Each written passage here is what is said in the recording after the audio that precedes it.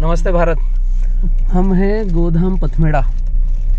नमस्ते किसान, बलराम किसान बड़वानी मध्य प्रदेश से हूँ। मेरे साथ है विक्रांत भाई, मेरे ब्रो, और अंकल हैं, और एक छिपा छिपी करते हैं वेद भाई। ये सामने आते नहीं कैमरे के।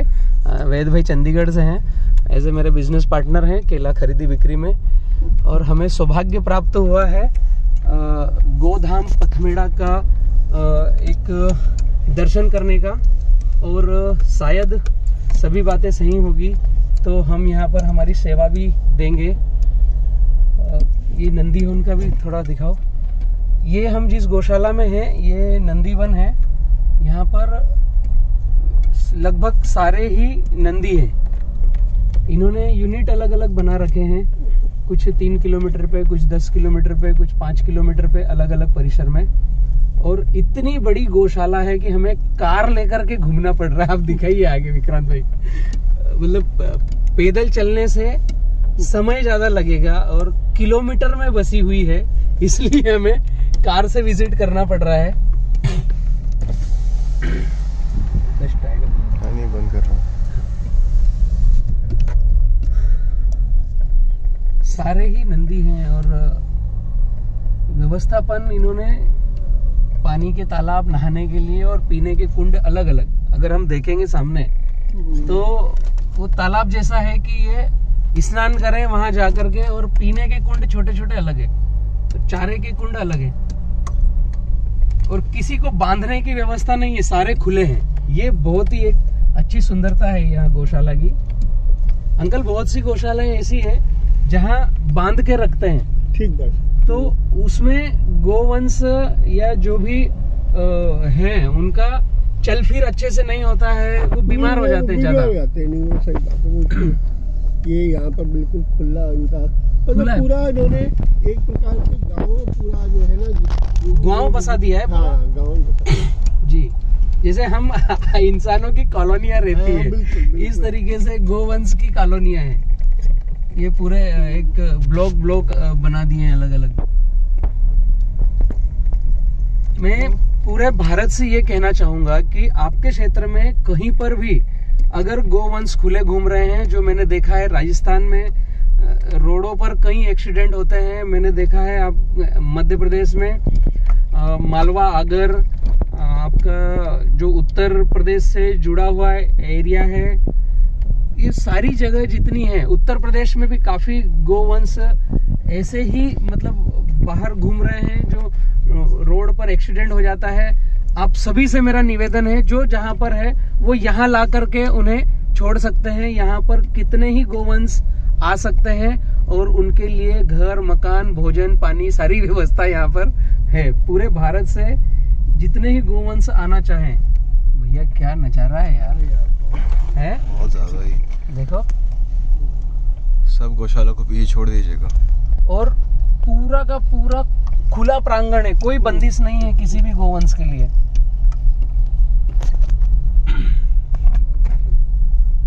ये उनके पशु आहार की व्यवस्था है, उनके लिए प्रसादी की व्यवस्था है। ये पूरा चॉपिंग किया हुआ है, छोटे छोटे पीस है इसके। ये मक्का का दिख रहा है चॉपिंग, ये बाजरे का है। ये इधर और दूसरा आ गया है। ये इस तरीके से गोबर इकट्ठा हो रहा है अंकल इनका।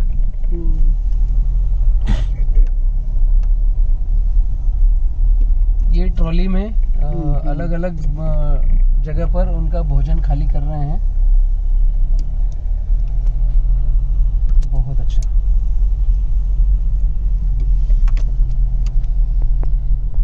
ये क्या विशाल है, आगे तक देखो, जहां तक नजर जाती है।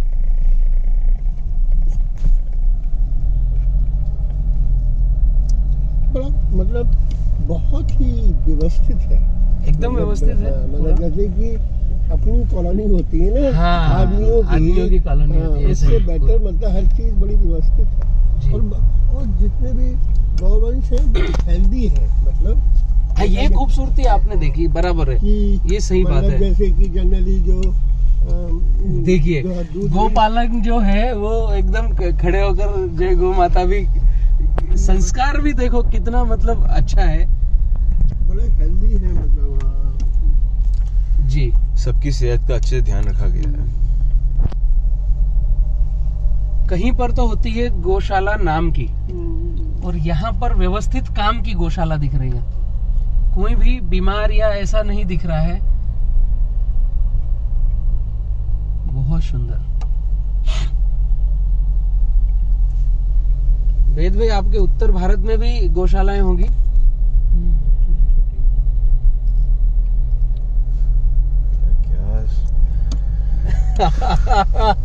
इतना ज्यादा है कि एक शॉट में सब ले ही नहीं पा रहे अपन। हाँ, और जहां तक नजर जाए पूरा प्रांगण गोवंश से ही है। और ये सारे नंदी हैं। ये सारे नंदी है इस प्रांगण में। हाँ, नहीं, इस पूरे गौशाला में नंदी है। हाँ,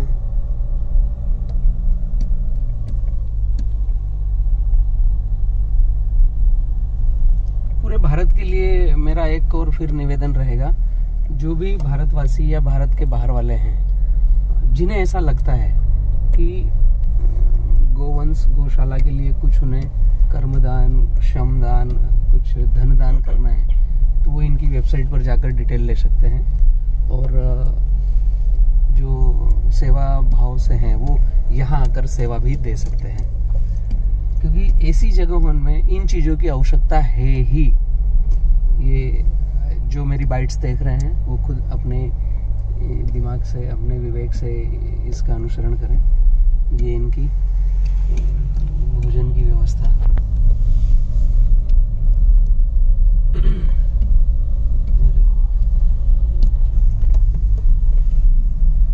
ये अंकल एक यूनिट ऐसा विजिट हम कर रहे हैं, इस तरह के इनके कम से कम 35 से 40 यूनिट है पूरे ये 50 किलोमीटर के सर्कल में। इन गौशालाओं की एक श्रृंखला है, लगभग 35 प्लस ऐसे यूनिट हैं जहां पर ये सारी व्यवस्थाएं हैं। बहुत ही सुंदर।